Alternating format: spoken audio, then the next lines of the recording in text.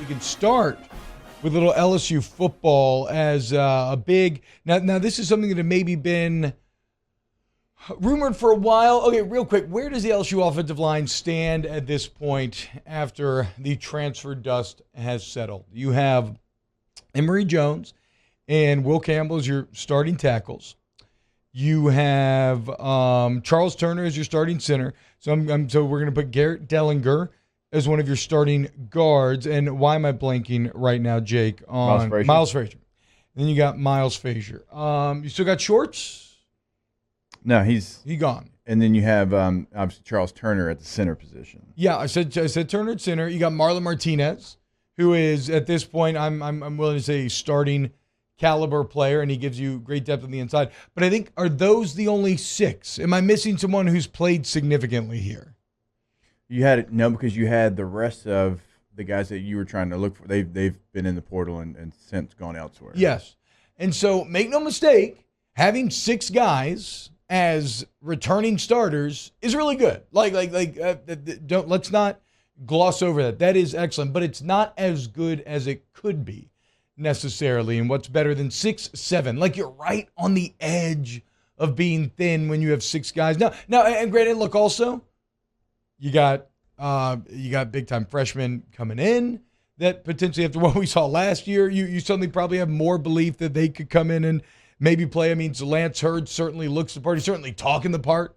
Yeah. He's been saying he's going to beat out Will Campbell for left tackle. And there'll be other guys that will develop that we haven't really thought about up to this point. But in terms of what we know, knowing you have 6 guys you're confident in is pretty nice. Knowing you have 7 guys you're confident in is about as nice as it's going to get. Now, what do you think this means? Because you do have a returning offensive line.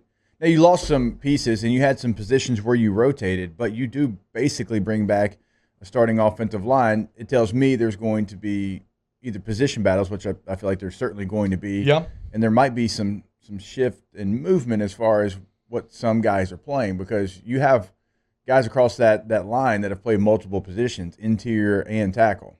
Yeah, certainly. And, look, Emory Jones was awesome at right tackle. If Lance Hurd ends up being awesome, maybe Emory Jones bumps down to guard. Like, maybe he doesn't. Maybe as good as Charles Turner was at center, obviously they weren't fully sold on him last camp, right? I mean, they never even repped him as the one during all of camp. Karen Dellinger was, before they made a tough choice to avoid the sunk cost fallacy and go ahead and make that switch. So it's like a lot of moves. So who's coming in is Mason Lunsford. Yep. He's coming in from Maryland. He's got a lot of action at Maryland. He's played in 29 games with 26 starts. Started as a sophomore and junior the entire season. So this is a guy who is used to starting in major Big Ten football. And that's not to say that he's going to come out and beat anybody out, but it's not to say that he won't either. So, Jake, to your point, to me, this feels like probably, I think, the most potential for movement is on the inside because of what we talked about, right? Even late in the season, they were resting Turner at times, and Marlon Martinez was started center. Dellinger, I still don't know where they think he is best. So I feel like Lunsford, some combination. Like, I would still be surprised if Emory Jones gets moved off to right tackle. Maybe I'm wrong, but he showed such a natural ability, even if his body maybe speaks to more of a guard on the NFL level.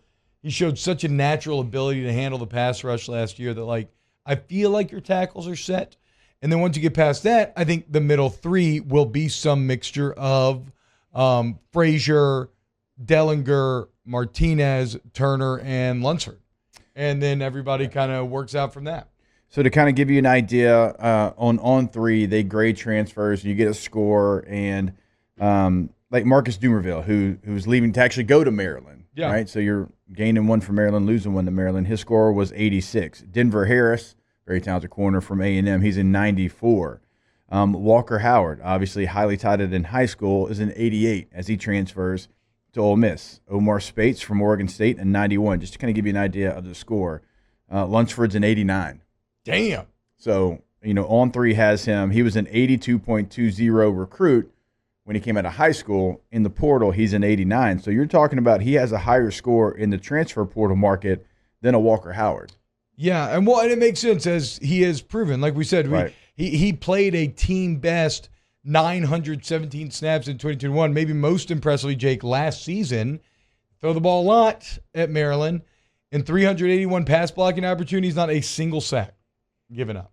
Can't do better than 0, right? So I didn't know that grade from on 3, though. That's even more encouraging. So you're not just adding a body, but you're adding a very quality body as well. Yeah, and Mason Lunsford, and it really makes you feel great about your depth now. Like you are pretty. And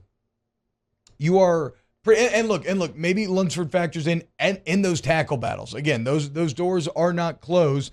I mean, it's 6'7", 305. He's maybe better suited to being there on the edge, but they're going to cross-train everybody. Brad Davis talks about that all the time. And now you're, knock on wood, you got some built-in injury cushion, right? You're going to have attrition at those positions. If a couple guys miss time for certain portions of the year, well, you're going to have guys to plug in on the inside or the outside, Jake. So it's definitely a position where you had a really good 5, and you're looking for more pieces to be able to go into a competition, a battle. And as I mentioned, you can kind of move some of those pieces around. But now, T, that you look at it, you see everyone that LSU's brought in through the portal. Have they satisfied their needs, in your opinion? Obviously, defensive back was something that 2 years in a row now they've hit the transfer portal extremely hard. Linebacker was going to be a question mark because you lost a guy in Micro Baskerville who had played so much football. Yeah. You go back to 2017 where he's in the swamp with Devin White, and you bring in Omar Spates. And so is there any position that you still are looking at thinking LSU needs to add? Not off the top of my head. Are you going to – I feel like you're going to be young at edge this year. Yeah. Right? So, maybe that would potentially be a spot to look at. But even this is what I would deem a luxury move, Jake, right? Adding Lunsford wasn't a requirement. It wasn't like getting Liam Shanahan back in the day where, if you don't get Liam, you're in, some real trouble. You need a center, right? No, this is a luxury here. He is as Bilbo would say, he is filling in the corners, okay? You're already full, but you're just pushing your belly to max fullness here. This is a bit of a greedy move, quite honestly. So, I think you're okay. Is safety? What does safety look like on the roster right now? To your point about edge, though, you do have players coming in that you feel like can compete as true freshmen to be starters. Yeah. But you did bring in Swinson from Oregon. He's going to play, obviously, the edge. You brought in another edge from Arizona. So you brought in some players with experience at that position to kind of marry them with those young guys that are going to go out there and compete. I think we're assuming, though, at least I am, I don't want to put words into your mouth, that those young players could come in and be day one guys. Deshaun Womack is the guy that everybody keeps pointing at as being a day one guy, potentially. What about, I guess, tight end?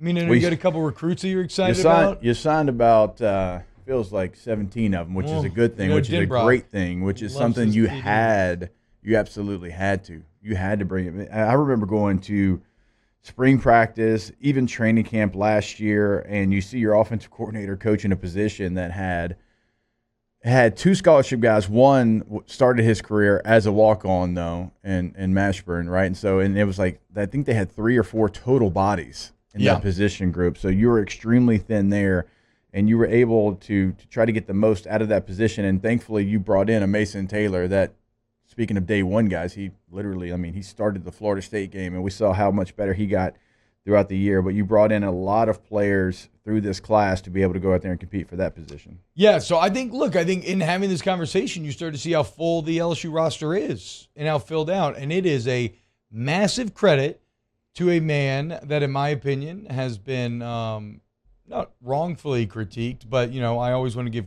if you're going to give criticism when criticism is due, you want to give credit when credit is due.